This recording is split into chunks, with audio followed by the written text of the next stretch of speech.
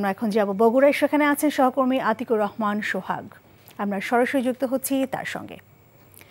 সোহাগ, মামলার বিষয়ে আর কি তথ্য আছে আপনার কাছে, আমরা জানতে চাই সেটি।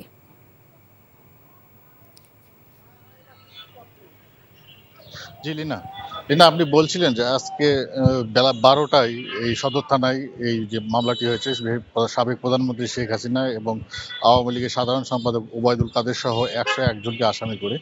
তো এই মামলায় আমরা যে আইনি সহায়তাকারী যে আইনজীবী রয়েছে আব্দুল বাসেত মডল, জেলা বিএনপি সহ সভাপতি, আমরা তার সঙ্গে কথা বলেছি। উনি আসলে জানিয়েছে যে শেখ হাসিনা এবং ওবায়দুল কাদের যে নির্দেশনা দেওয়ার পর যে দেশব্যাপী যে বৈষম্য ছাত্র আন্দোলনে যে হামলার ঘটনা ঘটে, এই হামলায় আসলে মূলত এখানে এই নিহত হয়েছে এই স্কুল শিক্ষক বলে উনি দাবি করেছেন, এবং আসলে পুলিশের গুলিতে উনি গুলিবিদ্ধ অবস্থায় আসলে নিহত হননি এমনটাই বলছেন। তো এই হুকুমের প্রধানমন্ত্রী, সাবেক প্রধানমন্ত্রী শেখ হাসিনা এবং ওবায়দুল কাদেরকে আসলে হুকুমের আসামি করা হয়েছে। আর মামলার বিষয়ে আসলে এখন পর্যন্ত আওয়ামী লীগের পক্ষ থেকে কোনো প্রতিক্রিয়া বা নেতা কর্মীদের সঙ্গে যোগাযোগ করার চেষ্টা করা হলো, তাদের সঙ্গে যোগাযোগ করা যাওয়া সম্ভব হয়নি।